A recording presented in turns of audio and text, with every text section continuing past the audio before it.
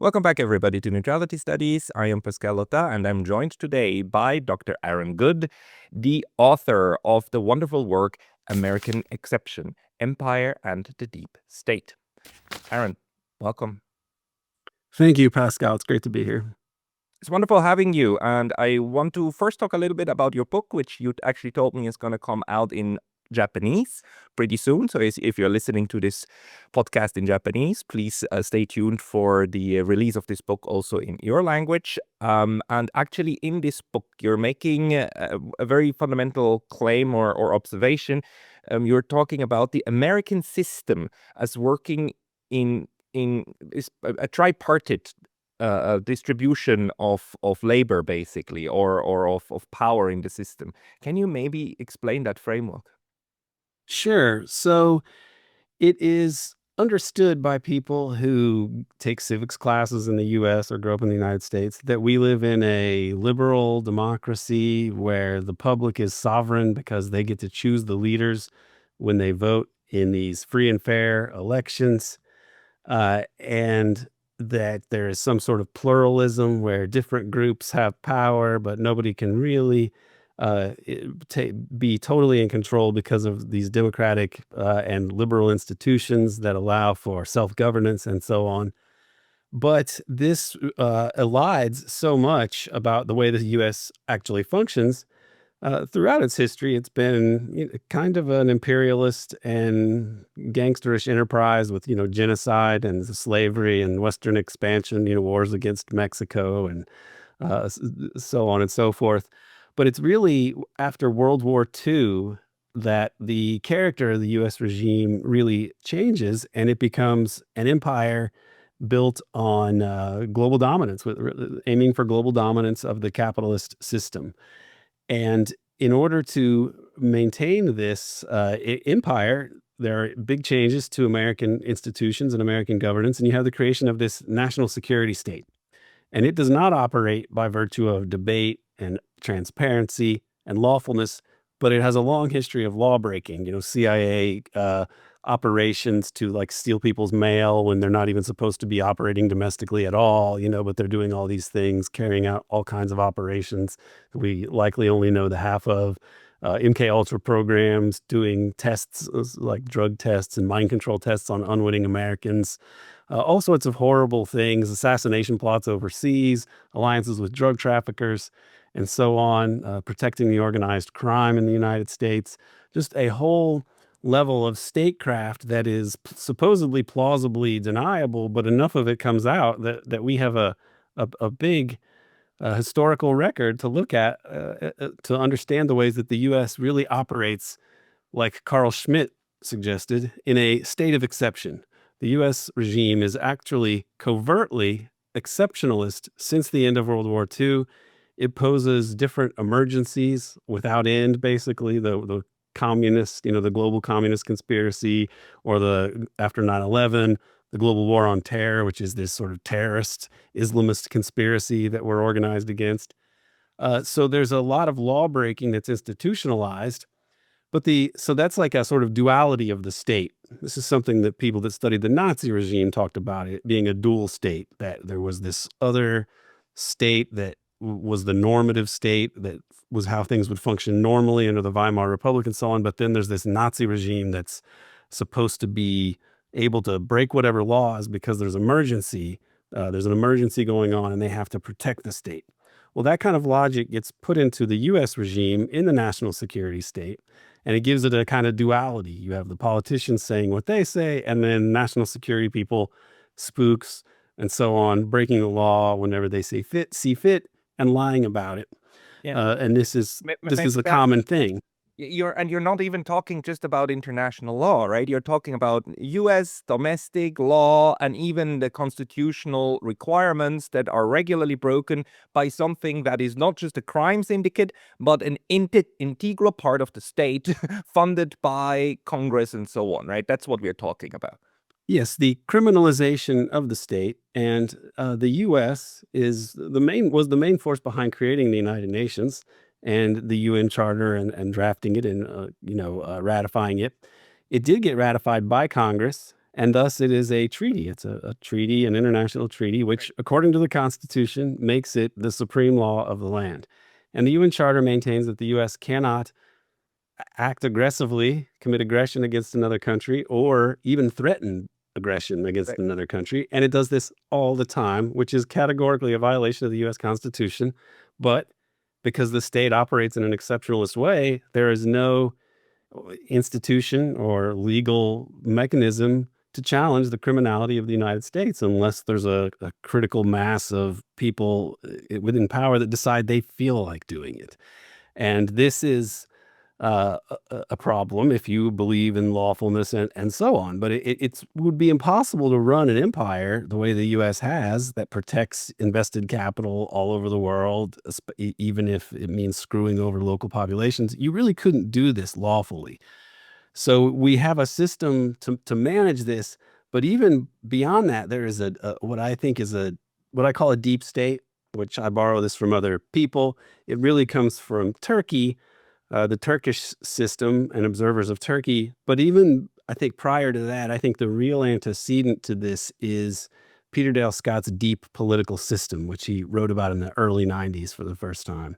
And this is a sort of system of governance that is not explained by constitutional or legal terms. It's a sort of lawless system where enforcement takes place inside and outside of official channels. And I think this evolves into the idea of a deep state. Ola Tenander, a Swedish scholar, a peace studies scholar, wrote a really great article on this in the early 2000s. Who was on this channel? Yeah, you can. Wonderful scholar. Yeah. Yeah, absolutely. And I'm doing a big series with him on the podcast now about the Olof Palme assassination, because I think he's probably the top expert on this because he knows the geopolitical context so well also. So there were a few people writing about this deep state phenomenon, and Peter is a good friend of mine. I did a big oral history series with him on the podcast also. But what the innovation of the tripartite state, which I put in American Exception, is that beyond the formal bureaucracy of the national security agencies like the FBI, CIA, NSA, and the Pentagon, and so on, and of course, way beyond the democratic politics, the constitutional politics of the way Congress and the presidency and the judiciary are supposed to function. There's even a deeper layer, for lack of a better word, which we could call the deep state, which I define, I use it in a couple ways. One of them is to talk about the most sensitive criminal institutions and practices of the national security state and its relationship, especially with organized crime, which really doesn't quite have a bureaucratic rationale to it. It is something deeper and more oligarchic. So in this way, that could be the deep state. The clandestine state is one way to talk about the deep state. But in a bigger sense, we could call it the deep state in a systemic sense, or we could call it the deep regime. But it's all of those institutions that collectively allow for top-down governance in a nominal democracy. And that's another way to describe the deep state, or you could call it a deep regime. Hey, very brief intermission because I was recently banned from YouTube. And although I'm back, this can happen anytime again. So please consider subscribing not only here, but to my mailing list on Substack. That's pascalotta.substack.com. The link's going to be in the description below. And now back to the video. So in your framework, we've got the official U.S. government with its branches and everything, and all of the constitutional structure. And then we've got the CIA, kind of the what did you call it? The security state. The security state. And lastly is the deep state. And the deep state is different from the security state because this is like where everything that's basically not funded by Congress happens. Is that a way to understand it? Beyond that, I mean, there's overlap here with this oligarchic state of which we could call the deep state, because it dominates democratic politics through the funding of politicians. And it's not something that's explained in the Constitution as a way that oligarchs should be able to dominate the system by money. But it also has a lot of power over the grand strategy and the tactics of the national security state. And it's also intertwined with organized crime, and especially the drug traffic, which is extremely lucrative. And it's one of the top economies internationally. It's one of the three, my understanding is the three top most lucrative international commodities are oil, weapons, and narcotics. And the deep state has, with its partnership with the National Crime Syndicate and its, offshoots, has allowed the US and the US empire to instrumentalize and also profit from the drug trade internationally, which has uses beyond the money that it can generate for different oligarchs, once you launder the money and put it back into the financial system. But it also creates the corruption in the US and around the world that you need to be able to execute clandestine operations more easily. This is why the intelligence agencies always partner with criminal organizations, because they have to have the fix with the politicians and law enforcement in order to be able to operate. So they're some of the best friends of the national security state, are these sort of deep political alliances between the security state and the underworld of organized crime, which connects to the overworld or the oligarchy of private wealth, which is really collectively the formation that controls the U.S. regime. Yeah, so I think this is really important. I mean, under this view, the drug crisis or the fentanyl crisis in the United States is not the government failing, oh, we just cannot catch the baddies. Oh no, it's about the baked in working of the system, of this being part of how the entire system then produces wealth on the one hand for a few, misery on the other, and war outside. So it's part and parcel of the entire system in that framework, right? Yes, and I know less about the dynamics of the fentanyl, problems in the United States and that sort of drug traffic and like who all is specifically behind it. But it's easier to understand the way that heroin and cocaine traffic evolved in the United States and the way that it was protected by various CIA operations and law enforcement entities. I mean, the most spectacular or just sort of jaw-dropping example of this is Meyer Lansky, who is used by the U.S. in World War II. They say, "We want you to help us protect the docks from sabotage," Mr. Lansky, who runs the National Crime Syndicate, so that the war effort goes smoothly, and you can control labor and everything else and subversion at the docks using your skills. And he says, "Okay, well, you're going to need to release my friend Lucky Luciano, from prison," which they do. And these guys work for Uncle Sam during World War II and like in the early 40s. And at the same time, Meyer Lansky has this working relationship with the Federal Bureau of Narcotics and the FBI. Hoover runs the FBI, of course, and Harry Anslinger, runs the Federal Bureau of Narcotics.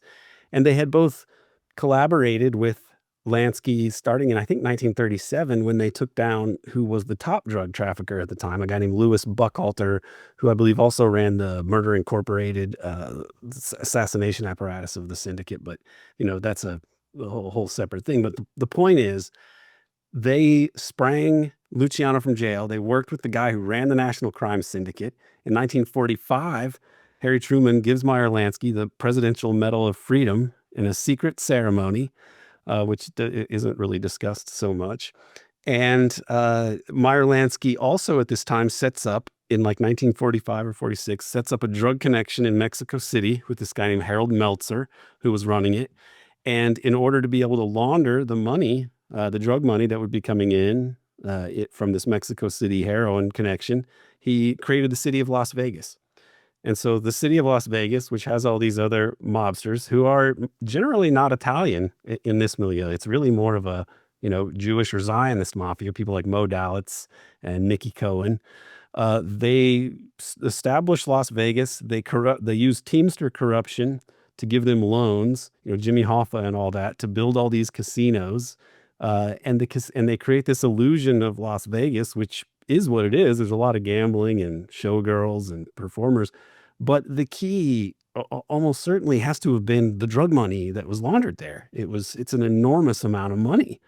And it's protected essentially because of the Lansky and the syndicate's relationship to the national security state. And this is a huge scandal, really, but it's a scandal so big that it touches on so many people that it's too big to fail. And this has played a role in U.S. history. It's part of why the U.S. couldn't investigate the JFK assassination, was that on the one hand, it was made to look like it was connected to the Soviets, which could have led to nuclear war. But Ruby himself, Jack Ruby, was a mobster, but not an Italian mobster. He was more of a syndicate lieutenant, essentially, which is the real structure of organized crime during this time. It wasn't a bunch of Italians. That was a myth put out. I mean, there were Italians, there is the mafia, but they're more like the retail level. At the higher level, you have the Teamsters and the Lansky Syndicate, which handle all the money laundering and control the fix with the government because they're the ones that can get away with this and never be exposed. And so this is a sort of parallel branch of our system of governance is the National Crime Syndicate. And it's so dark and sinister that you couldn't expose it even if you were against it during the Cold War because you would be damaging the US's standing in the Cold War. Well, how did you research that? How do you find this out? I mean, I suppose the answer is that it's actually just available. The data is there. It's just people not connecting the dots or not actually actively putting it into political science research. I would like to. It would be cool if I could say that I was so clever and diligent that I did all this research myself. But honestly, the best academic who's written about this is a poli-sci PhD and a retired University of Berkeley English professor, Peter Dale Scott. And this book, Deep Politics and the Death of JFK, published in 92, I think, initially. And it was by the University of California Press, right? So it's a major university press. It details a lot of these relationships between the Teamsters and the crime syndicate and the real controversy about the nature of organized crime in the United States. And even though Peter did not go further with this, especially tying it more to Israel, uh, he lays out a lot of the information you need to be able to explain a lot of these episodes. And so I did a whole oral history series with him, maybe 30 hours. I don't even know how long. And over the course of it, I started asking him more about like these sort of threads that he didn't pull on, and a lot of them tie to Zionism. And so this was really amazing to learn about. And another book that he wrote around 2010, American War Machine, he details a lot of the connections between Lansky's crime syndicate and Zionist intelligence figures and Zionist oligarchs, Tibor Rosenbaum and the Rothschild family, for example.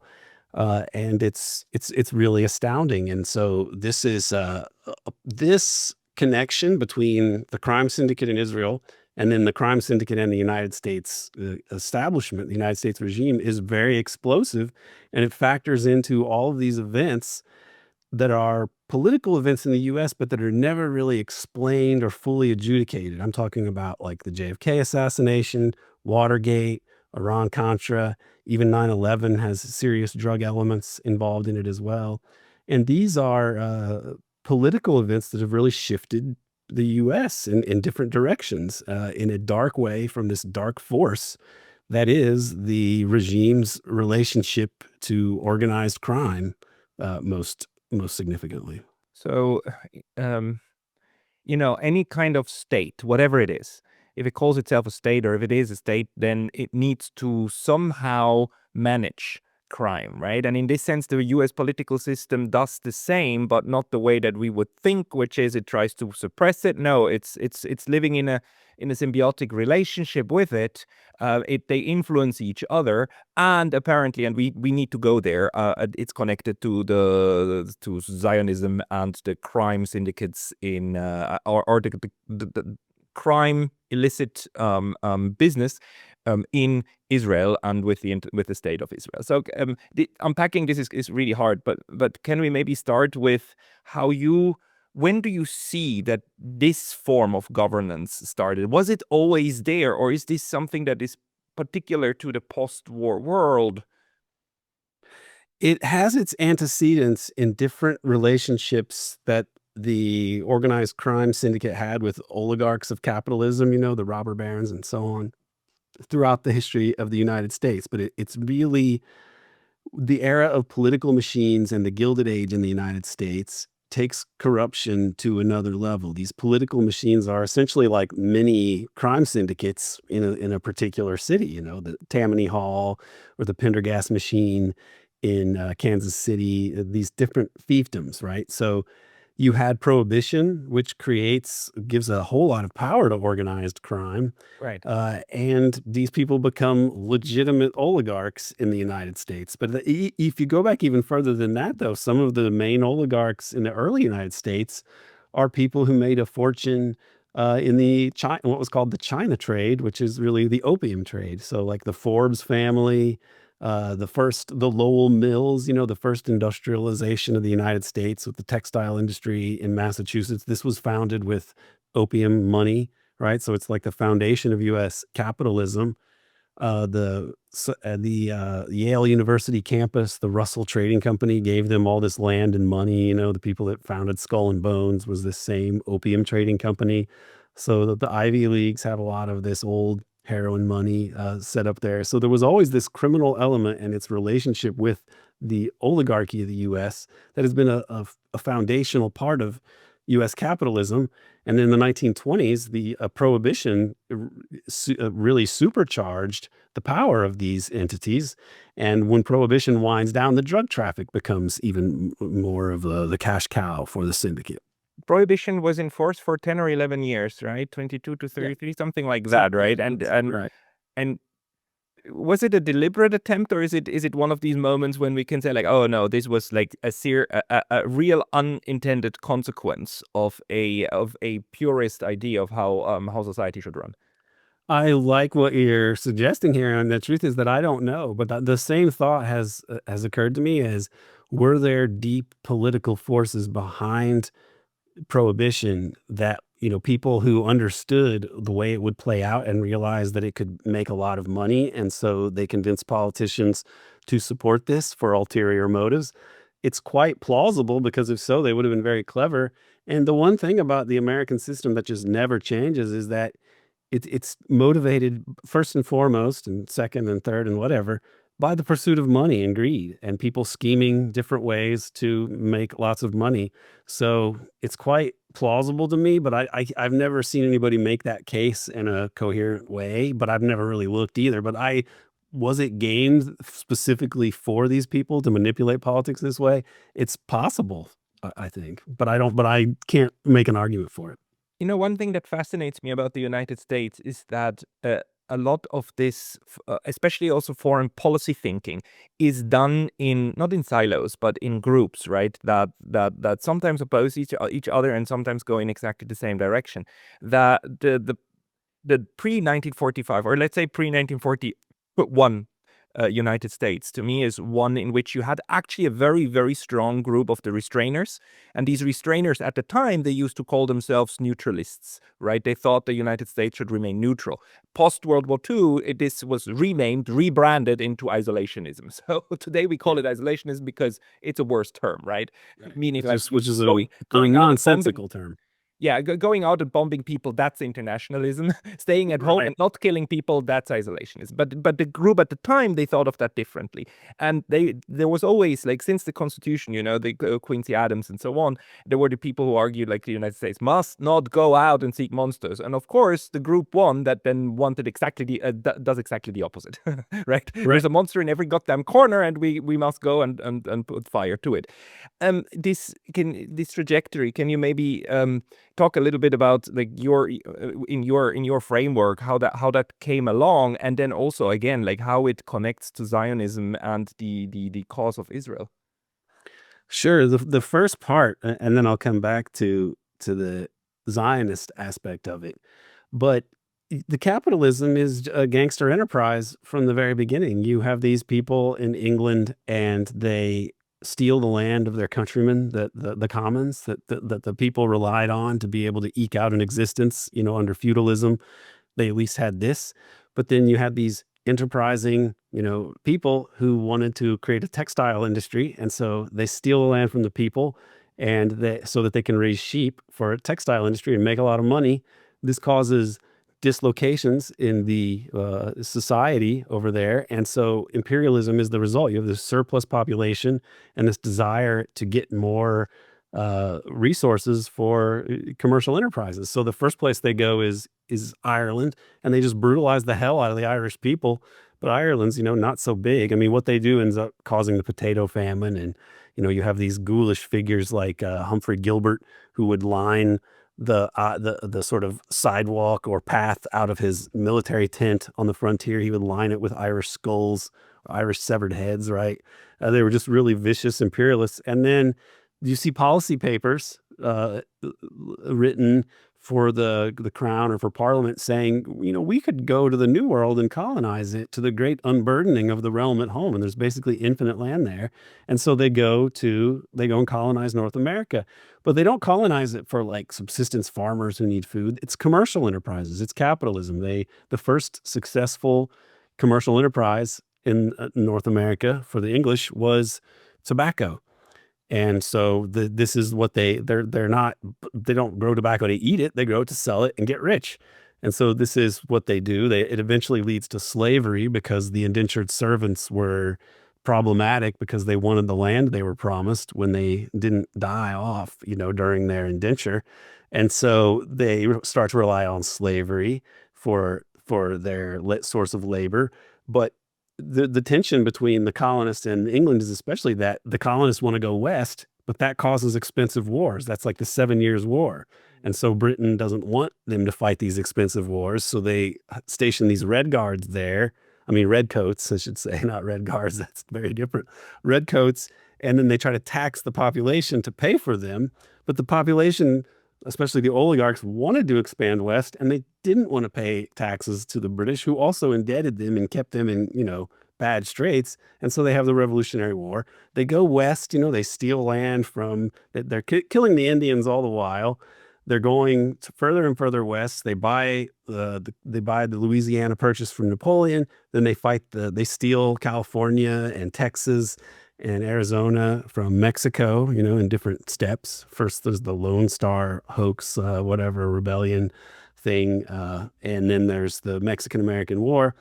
But by the time they do fight the Mexican-American War, this is around the midpoint of the 1800s, as soon as they do this, instead of just stopping and being like, okay, we've achieved our manifest destiny, they send Admiral Perry over to Tokyo Bay. This is before the Civil War's even fought. And he's there to they just keep going west. It was this imperialist vision of going further and further west, and even going to California didn't stop it. There was more money to be made in Asia, and this was like the early attempt to try to do more of that. So it's been an imperialist enterprise from the beginning, and by the time you get to the end of the 1800s, there are forces in the U.S. that are more populist, and they don't want more empire. They want the U.S. to have a more managed or sort of planned economy, not a planned economy like a full-on socialist state, but more trending in that direction. And then there were other people who thought, no, the U.S. should go out and seek markets abroad and so on. Those are the people that win. You get the takeover of Hawaii and Guam and the Spanish-American War. And then the U.S. is at that point and there was a controversy about this at the time. People opposed this. People like Mark Twain, Andrew Carnegie, they opposed U.S. imperialism. There was a big anti-imperialist league funded by a big oligarch, Carnegie, right? But the imperialists win, and the U.S. eventually enters into World War I, which is an imperialist kind of enterprise as well, really a war between empires. And they eventually enter into World War II. I mean, I'm skipping over a lot of things, but I assume people sort of know this history. But by the time World War II is about to break out, you have Henry Luce, who is part of the Council on Foreign Relations. And Roosevelt tasks the Council on Foreign Relations with coming up with a strategy for the U.S. And the strategy is basically the American century, that the U.S. would defeat the enemies of freedom, and then they would establish an empire not an empire of freedom, they would establish an American century, not an empire, but a century of American leadership, and free enterprise would be the model for the world, and democracy. Instead of colonialism, you would have freedom and democracy, which was essentially going to be neo-colonialism, but they didn't package it that way.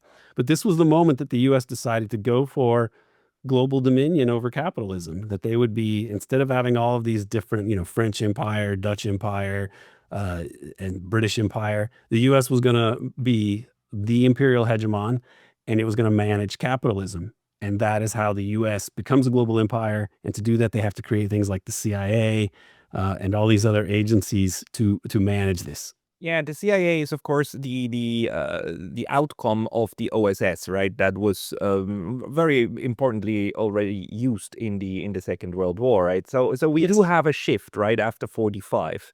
Also when it comes to the structure of the US political system, because that form of this tripartite state setup was in that case was different before the Second World War.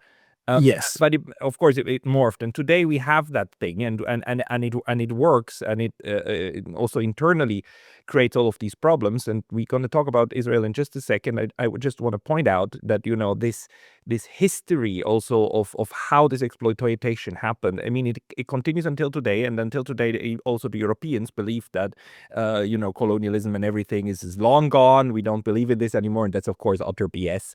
It's still baked in. I just yesterday, I mean 6 hours ago, or 12 hours ago, they had a vote at the United Nations, a UN resolution that urges reparations for slavery to correct historical wrongs. There's 3 countries that voted against it. Do you want to guess which 3? I know which 3, and the thing they all share is they are white people living in places on the globe where white people are not from, right? Argentina, Israel, and the U.S. Exactly. Argentina, Israel, the United States. They voted against it, and the 52 abstained. And surprise, surprise, it's basically all the Europeans plus Japan. Right. It, Yeah. the only one that surprises me is I think Cambodia or Colombia, one of the two. I think Cambodia actually abstained, but I guess the guy was just not there. But Yeah.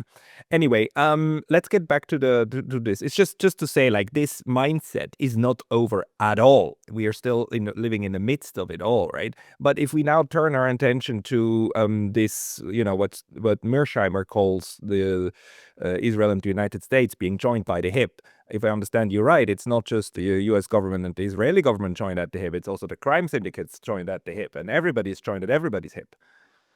Yes, the issue of Israel and Zionism is a very contentious one in the U.S. There was an embargo in 1948. That was the official policy when Israel was established.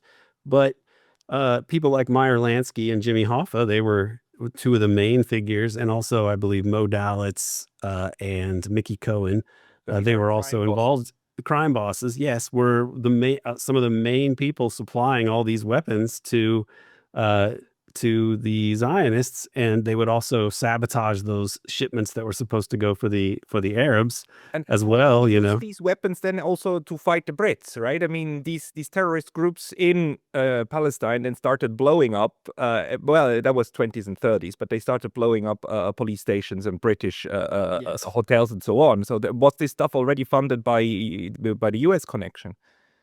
I would guess so. I mean, I know more about the effort to fund behind the years immediately around the establishment of Israel, but you had a schism between what the official U.S. wanted, which was not to back the Zionists over there, basically to have balance between the Arabs and the Zionists. A policy that would not make it hard for them to have a good foreign policy in the region.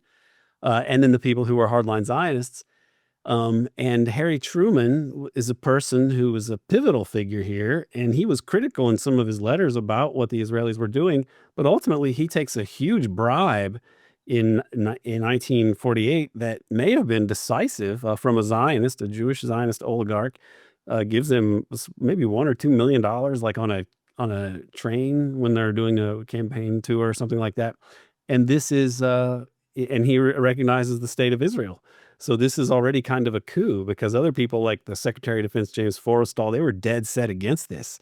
But the Democrats, especially Truman more than Roosevelt, because Roosevelt is kind of old money, but people like Harry Truman and LBJ, they represented the more corrupt side of the Democrats, and the Democrats were the more mobbed up of the 2 parties, which made the Zionism of the labor unions, especially the Teamsters, more relevant in Democratic Party politics, because they had to deal with their source of more of their power came from labor unions and so on, which were corrupted by the mob and thus by Zionism, than the Republicans. The Republicans were more of the waspy, basically conservative business people. Those were the oligarchs that they drew from. And this helps us to understand why in 1956, when they tried the Suez, gambit in Britain and France and Israel, Eisenhower wasn't having any part of it because he came to office on a wave of Standard Oil cash,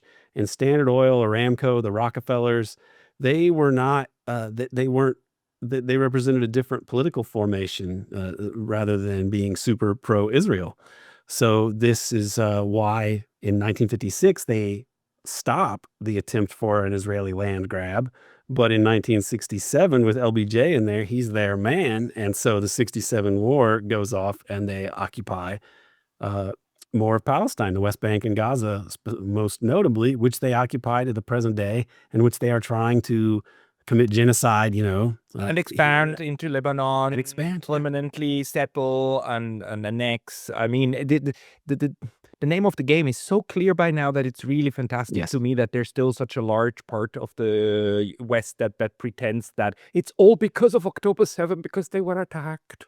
It's all just because of that. Nothing would have happened had it not been for that. But okay, let's back to the political analysis of how we came there, or Right. So this issue of Israel is contentious, and one aspect of it that underlies the power of Israel, as I was saying, is the crime syndicate and the protected drug traffic.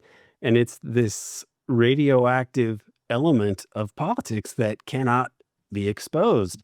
And this is part of the way that they're able to get away with the JFK assassination.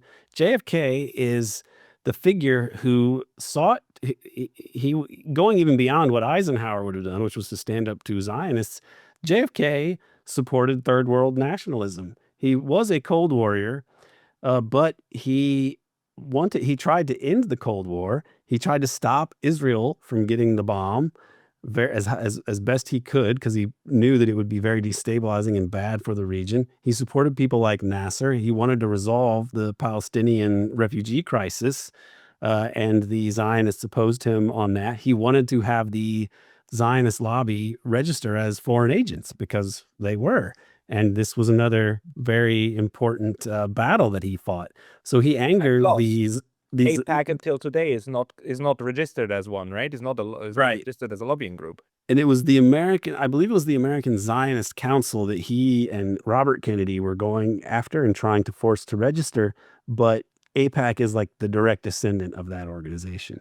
Yeah. So this is not the only group that Kennedy antagonized. The big oilmen would not have liked him. The Rockefeller constituency, Standard Oil crowd would not have liked him because his policy toward Indonesia would have resulted in Rockefeller interests, Freeport Sulphur, losing this ungodly lucrative gold mine that only Allen Dulles and the Rockefellers really knew about. JFK and Sukarno did not even know that on the island of West Papua was the richest deposit of gold in human history, at the Grasberg mine, which is this, it's this amazing store of mineral wealth, really. And Sukarno, the head of Indonesia, did not even know that it existed. The Dutch knew, and so they tried to fight to hold on to it, but they lost that fight. The plan that Kennedy had and Dag Hammarskjöld had was to use the UN to administer West Papua and allow it to be independent, not part of Indonesia, but neither Dag nor JFK knew about all the gold there. So Dag Hammarskjöld gets killed, and it's questionable. Yeah, both had to die. They both had to die. Yeah, those were motive enough. It was motive enough to kill either of them, though Indonesia stuff was, and it wasn't the only motive. Holy Jesus. And then, of course, like the Indonesia stuff is sold to us today as just one of these instances in which the United States went kind of bonkers about fighting communism. Right. Which is a wonderful excuse for this type of neo-imperial resources extraction. How did the story end? I didn't know. I had no idea. The story ends on the gold. Yes. The story ends with well, it doesn't end, but a key point is you kill JFK, and then in 1965, LBJ authorizes the CIA, apparently. And also, I think British intelligence is involved. I think there's even some Japanese figures involved, like Kodama and other shady operatives who are connected to the US. But they orchestrate a sort of coup that goes wrong, called the Gestapo movement, or the 30 September movement. And it allows for Suharto to take power and then launch this purge of all the communists there. And they murder 500,000 to 2 million Yeah. to put Suharto in power. And Suharto is a U.S. puppet. Yeah, and also eradicate a good part of the intelligentsia of Indonesia, kill the academics, and Sukarno was part, of course, of this kind of nationalist, sovereignist movement, together with the others that founded the non-aligned movement and so on. But that guy was overthrown with the help of the United States in order then to fight communism, but on the other hand, to get their hands on this gold mine. And did they get the gold mine? I mean, did they get all of that stuff? The Freeport Sulfur company, which is the Rockefeller, aligned company, it's a Rockefeller interests. They end up getting that. It's the Freeport McMoran mine, and they have a partnership with the Indonesian military now. But it became a big issue it's become more of an issue and discussed more what actually happened there in the 21st century, thanks to a film by Joshua Oppenheimer called The Act of Killing, which everyone should see. And I was lucky enough to, when I was teaching, I had a tribute class for Peter Dale Scott, and he came in over Zoom, and Daniel Ellsberg was there too, and Joshua Oppenheimer was there, and he thanked Peter. He said, "Peter, your poem about Indonesia was my inspiration. If it wasn't for that, I don't know that I would have made this movie." And that movie changed history, and it made the Indonesians look at this for the first time. But the way it's understood in the US now, some people have read like Vincent Bevan's book. I even forget the name of it, but his book on Indonesia. And it talks about the killings in Indonesia and how the CIA was a part of it and the West was a part of it. But he doesn't get into the more explosive material that the Australian historian Greg Polgrain has written about, which covers how the West had to, there's every reason to surmise that the West organized the coup that failed, which served as the pretext for the killings, that it wasn't just an opportunistic thing of like, oh, we've got a chance to kill a bunch of people, let's do it. They set it all in motion. And Greg Polgrain has written about this very well in a number of books. He's sort of obsessed with this case for decades, and it's really fascinating. He has a new book coming out on it too. So this is a part of the Cold War that really tells you a lot about what the U.S. is as the head of capitalism. I mean, it's essentially maintaining colonialism and colonial economic relationships without formal rule. It's neocolonialism. That's been the system since the end of World War II. Why does this system criminalize some of the things that it relies upon? Is that part of the way that power elites maintain their primacy by making sure that nobody else can rival them in this area? Because it's all power, centers of power that then either oppose or each other or work with each other. That must explain this, right? And then how this then creates the foreign policy that we see as a symptom of the way the forces inside work. Right. I mean, the U.S. is a system where the rich are really the ones with power. There's a study by a guy at Princeton and Northwestern University, two guys, Gillens and Page. I think this came out in 2016, where they use generic political science methods to basically show that it's just like C. Wright Mills said in 1956, where that the average person doesn't really have any power over politics. Now, of course, it shows you how bad political science is, that it takes them 60 years to catch up to C. Wright Mills, but they like their regression models and all this, right? But this is the US. And so if you have rich people controlling foreign policy and you're the most powerful country militarily and economically in the world, then you're going to want all the things around the world that are worth owning and that are really lucrative. And so the most lucrative things they try to control. And if these countries are, for whatever reason, they elect nationalists or socialists, uh, of a nationalist bent like Salvador Allende or Mossadegh or Sukarno, if these people come to power, they get overthrown because Sukarno would have nationalized oil, and he did nationalize some oil as well as this gold, this massive gold deposit, or Mossadegh in Iran with the oil, or Lumumba and the enormous mineral wealth of Congo, and on and on, or Kwame Nkrumah in Ghana, all these people that were, nationalists and wanted the resources of their country to serve them. Allende in Chile, right? Even mild liberal people like Yao Galar in Brazil. The U.S. just gets rid of them. I mean, you could have a necropolis of leaders and people killed by the U.S. and the population would be millions of people. Yeah, You could say. and Sidita Kushi and her colleague, they also wrote about all of this, and we have data sets on that. They proved that the foreign interventions of the United States actually started increasing after 1989, after the end of the Cold War, and Right. they're twice. You have twice the number of interventions after 45 than before, and you have again a doubling or so after 89. So this going out and meddling and doing everything to other countries, and then screaming wolf even where there's really nothing about anyone, kind of supposing that somebody could do something similar to the United States, like Russiagate. It's quite symptomatic, isn't it? But let's one more time about Zionism. Do you then understand this political outcomes that we're seeing as part of how these states work, with including the criminal elements, but underlined by religious motivation? Or is Zionism itself, is the religious motivation just a placard to show to everybody when there's other stuff going on behind?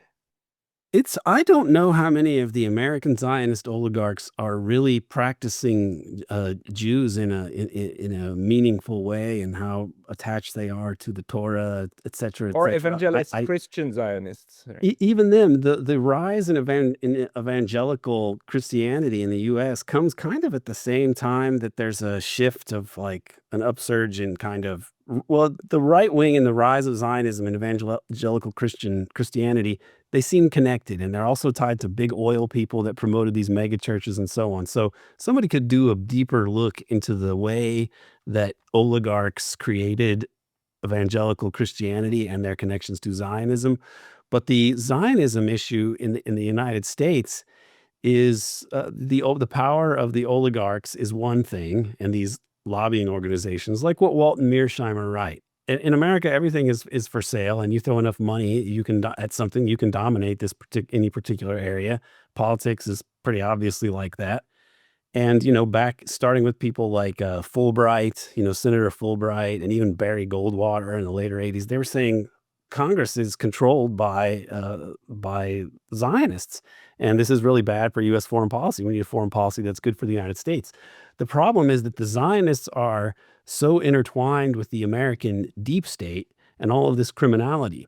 And there's something that Peter Dale Scott calls the Gray Alliance, which is the sort of institutionalized relationship between the national security state and law enforcement and organized crime. And what exists at the beginning of World War II and throughout, basically up until 1970, is the Gray Alliance was characterized by the crime syndicate, right? The Lansky syndicate, which we could call the Lansky Teamster Mafia syndicate. Okay, and this exists from, let's mark it from the late 30s or whatever, but it exists until 1970, and something happens in 1970. They indict Meyer Lansky, and before that, in 1969, there's a article from, I think, Anthony Lucas or Lukács, I can't remember his name. He's the guy that wrote about Watergate, and it's about the Council on Foreign Relations. And he says that in 1969, there's this meeting at the Council on Foreign Relations, and these old WASPy guys are saying, we really need to change the covert foreign policy apparatus because it's getting it's causing us some problems, and we need to rethink it, right? And then Lansky gets indicted a year later. But I think what happened was This relationship of the syndicate and how close it was to people like James Angleton of the CIA and Hoover at the FBI and Anslinger at the Federal Bureau of Narcotics, it was understood to have become part of more of U.S. foreign policy than it should have been. And the 1967 war, the war in Israel and Palestine, where they steal more land from the Palestinians, they start the war. It's basically an unprovoked preemptive war of aggression. This is preceded by a bunch of strange things in 1967, in around February, March of 67.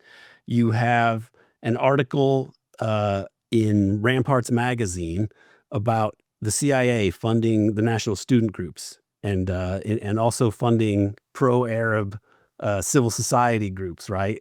In conjunction with the Rockefellers and Aramco, they're potentially manipulating politics on behalf of the Arabs, the CIA is at this point, right? And so this gets exposed, and it really embarrasses the CIA. It's the biggest scandal that they faced up to that point. And it appears in Ramparts magazine. It's very weird if you stop and look at who wrote it. The guy that wrote the expose was named Sol Stern. He was born in Mandatory Palestine. And very shortly after this article comes out, this is the first article he's ever written. It's this bombshell that changes history. And then later he becomes a right-winger for the rest of his life, a neoconservative, writing about how terrible the Palestinians are and so on and so forth. So that's very interesting. You also have the Jim Garrison indictment of Clay Shaw and in 1967, and he's blaming the CIA. He's trying to take the CIA to court for conspiracy to kill the president, essentially. And this is also a shock to the CIA for it to be in the papers this way. And the person that told Jim Garrison to investigate this case was one of the most Teamster corrupted people in the U.S., the Senator Russell Long, who is the son of Huey Long. And Huey Long, in his political machine has ties to Lansky and all sorts of corruption and so on and so forth. And the third thing that happens in 1967 around this time is a Jack Anderson article, who's this big syndicated columnist with Drew Pearson, one of the top columnists in the U.S., where they say the CIA was working with the mafia to assassinate Castro. And this may have blown back on JFK in some sort of way, right? And all of these things together have the impact of flat-footing or wrong-footing the institutional CIA, which in 1967 was still more Arabist friendly. And as a result, Richard Helms, for whatever reason, feels that, another thing that LBJ does, when this article comes out about the Cuban business and the mafia and JFK, he orders the CIA to write an inspector general report confessing to their crimes, essentially, which which could really have destroyed the CIA if he'd wanted to destroy it. So he had them in the palm of his hand, and he's a super Zionist. And this is happening on the eve of the Six-Day War, just months before it happens. And the other interesting thing that happens at this time is Howard Hughes takes over management of a lot of these Lansky Jewish mob-run casinos in Las Vegas. And the significance of this is that Howard Hughes has all these contracts with the government, with the CIA, with the Pentagon, aerospace industry, et cetera, et cetera. And so by fusing that organization with the Vegas mob and the syndicate, it sort of insulates them even further from scrutiny, is how I would interpret it. Some of this is written about in Peter's obscure book, Crime and Cover-Up, the CIA, the Mafia, the Dallas Watergate Connection. It's a really hard book to find. He gave me a copy of it a while back, so I have an original one. But he doesn't write about this Israeli angle. He just writes about all these strange things happening. And then he has one throwaway sentence where he says, there's a lot of things happening in the world around this time, like the Six-Day War. But then he doesn't interrogate it any further. So all of these things show that there is not just the lobby. The reason I'm going into this, and I hope it's not more detailed than people can process, but is that it's not just what Walton Mearsheimer are talking about with the Israel lobby and political donations and think tanks, institutional and overt kind of funding of the U.S. political process. There's an entire covert part of the funding of the covert part of the political process in the United States. Yes. And a number of politicians, like the sexual blackmail exists as a key part. Yes, pre-Epstein. So by the time you get to 1970, I think that some of the U.S. establishment wants to alter this. Nixon declares war on drugs. Meyer Lansky gets indicted, and he flees to Israel, and he hangs out there until late 1972 after the Watergate burglars have been arrested. And the Watergate burglars are arrested and they're sitting in jail. But if you actually investigated these guys, they track back to probably the Kennedy assassination. Some of these figures, like Frank Sturgis, for example, as soon as Kennedy gets killed, Frank Sturgis is out there down in Florida planting disinformation stories to make it look like the Cubans, like Castro, was involved in the assassination. So he ties to a lot of, hanky panky or whatever, dirty tricks on the part of the U.S. E. Howard Hunt seems to have been involved in the Kennedy assassination in some way. James McCord as well. He's the spookiest of them all in some way. He seems to be directly reporting to Angleton. But you ended up with a similar situation in the JFK assassination and in Watergate. In the JFK assassination, you have Jack Ruby in jail, and he's a syndicate lieutenant connected to the drug traffic. He's an FBN and FBI informant. He knows all the cops. He's really tied into the protected drug traffic in Dallas. And he has ties to the Vegas mob, makes all these calls to Vegas mob figures in the weeks before the assassination.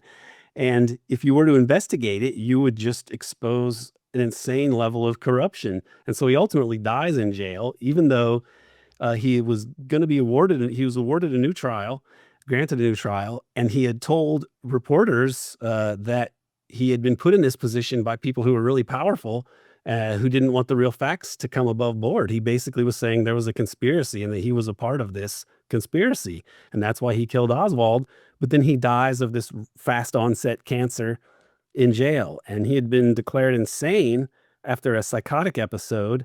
But the person that evaluated him was Jolyon West, this notorious MK Ultra CIA psychiatrist who seems to have dosed Jack Ruby on the eve of examining him, and then declared him insane. I mean, that seems to be what happened. So it's unbelievable when the level of corruption in this country, and I've been studying this for a while, but I feel now with the Epstein stuff, it's on the surface.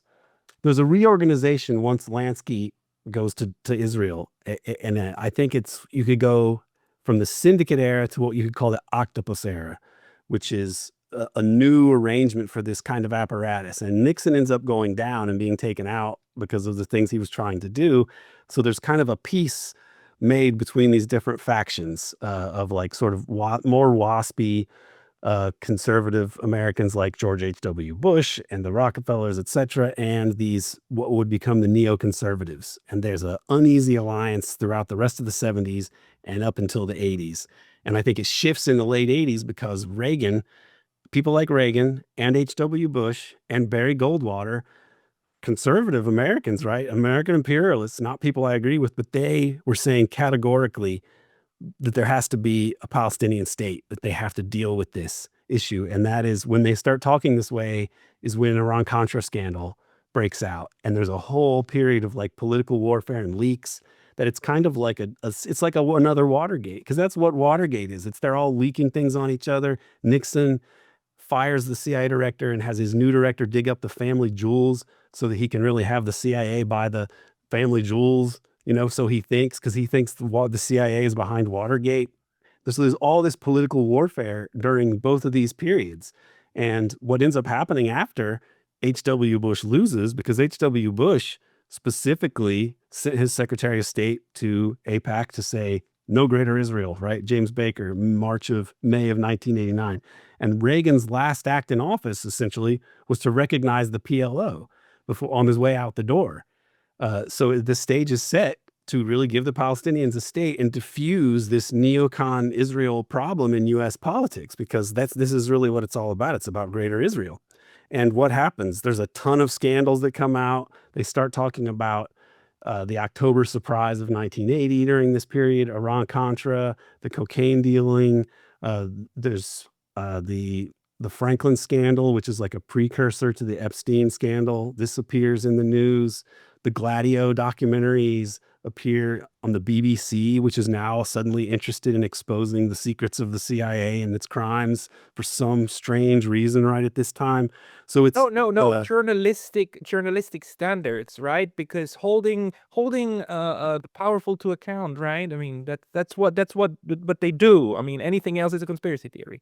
yes. Here's a crazy aspect of it, and this bums me out, but it's quite mind-blowing when you recognize what it is. Oliver Stone's movie JFK, which is a brilliant film, but it comes out in 1991, which is right at the time that these issues are big, and it's financed. The executive producer is Arnon Milchan, who is notorious as an Israeli asset. So, why are they wanting to pass the JFK Records Act potentially and get Oliver's movie out there and get people thinking about JFK? Because Israel was probably a participant in the assassination, but at the behest of Pentagon and other oligarchs and so on. And so exposing these things is it's like the Epstein operation of like blackmailing people, except you're blackmailing the whole US regime for its crimes. And the JFK assassination, which if you examined it would lead to the drug traffic alliances as well. This is going on at the time. This seems to be a big part of how Israel has its power to blackmail the US, because the US empire is a criminal enterprise. They wouldn't be able to do this if it weren't for the gangster essence of US imperialism, Western imperialism, or just capitalism, if we're going to be candid. This is fascinating. Aaron, it's very hard to follow you just because you know so many names and so many events. But I think, this framing of the United States also as a political actor that where crime is baked into the system, and this covert way of doing politics, even against very clear laws, is baked into the system, is essential in order to understand how the entire animal then moves. And unfortunately, that is I mean, with the exception of your book and a couple of other books, it's just not part of political science. That's just not how people look at it, because Right. those figures are obviously not in data sets, and therefore they're basically ignored as determinants of the U.S. political system. The control of the fix or the meta fix or the deep fix, whatever you would say, the ability to have your lucrative illicit profits protected and your operations protected by the state. This is very important, and it Yeah. becomes a tool of foreign policy. Note that it's really when the US becomes involved in Southeast Asia that it becomes the heroin producing capital of the world. And after Vietnam, heroin production drops drastically, and it increases in Afghanistan, because Same that's in where the US Afghanistan. goes. And it's the same dynamic. Now Yeah. under the Taliban, that stuff is gone because anyone locally knows you have to get rid of that stuff, right? And this goes back to the 19th century and the opium trade and the opium wars in China. The European empires, and the US is an extension of that. That's how they see their systems run, and it's yeah. I mean, the slave trade is a hugely lucrative part of Oh, capitalism and the history of capitalism. The drug trade, there's just nothing that these economic actors will not do, because it's the way human civilization has operated and imperialism has operated. And until some sort of lawful, peaceful internationalism has a critical mass internationally, this is what we're stuck with. But this is also a source of a little bit of optimism for me, is that the system is so insane, and it allowed such insane actors to become really powerful, especially the Zionists, after the octopus era that I call it, which succeeds after Lansky is, put into jail. And then you have this octopus era that goes between 1970 and George H.W. Bush, right? But I think what happens after that is it's a Zionist triumph when they defeat George H.W. Bush, which is a strange election. I think Ross Perot, the third party candidate, was likely a plant by Israel specifically to help them win the election. And I say this by logic, but also because I discovered recently that his Ross Perot Jr. had this extremely lucrative oil concession in Kurdistan, in the Kurdistan area, Kurdish areas, where stolen oil from Syria would be smuggled through Turkey and given to Israel. So it's like that to me is like, okay, he is part of this milieu, I would guess. But regardless, what we could call this the Epstein era, because Epstein was involved. People like Epstein and Wexner were involved in these Iran-Contra networks, but they become even more powerful afterwards. The sort of neocon lobby or Zionist it's like a syndicate 2.0, or we could call it the Epstein regime if we wanted to. We could describe it. And that's what we're stuck with up to the present day, is this evolution from the syndicate up until 1970 with Lansky and his CIA, FBI, FBN protection, and then the octopus era where it's like Saudis and BCCI, the BCCI Bank. The BCCI Bank, if you've heard of this bank, No, right? what is the BCCI bank? BCCI Bank is the Bank of Credit and Commerce International, and it's created in 1972 to replace the Castle Bank, which was more corrupted by Lansky, Zionism, etc., intertwined with the CIA, right? So the Castle Bank goes down, but then you get these two new CIA banks, Nugenhand and BCCI. BCCI is more connected. It involves people that are connected to Israel, but also people who are Saudis and Pakistanis. So it's an American, right? It's a replacement. But in 1992, the bank gets taken down, and the person that takes it down is Robert Morgenthau, who's from one of the top Zionist families in the United States. And he goes after this he's sort of Captain Ahab trying to take down this bank. And he's also involved, that family's involved in other strange aspects of the U.S.-Israel relationship. Like they were involved in the Israeli acquisition of the bomb, for one thing.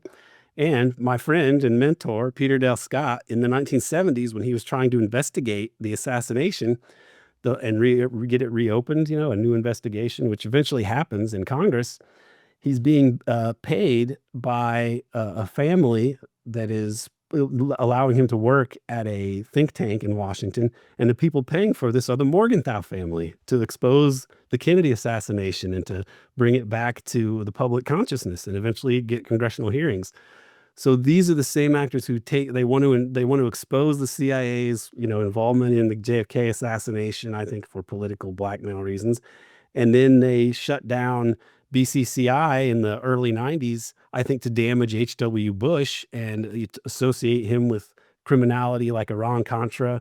And the kicker to the whole George H.W. Bush thing is that just days before the election, a prosecutor indicts Caspar Weinberger, who was Reagan's Secretary of Defense, as I recall, and he's involved in Iran-Contra.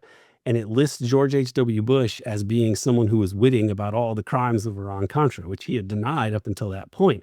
So this happens right on the eve of the election, and it damages H.W. Bush's chances. And I would have to guess that the reason that he had something so unusual like that happen is because there were political actors who really were against H.W. Bush. And I don't know what powerful interests would have been preferring Clinton over H.W. Bush besides the Zionists and the neocons, because he opposed the neocons. He said, get rid of Greater Israel.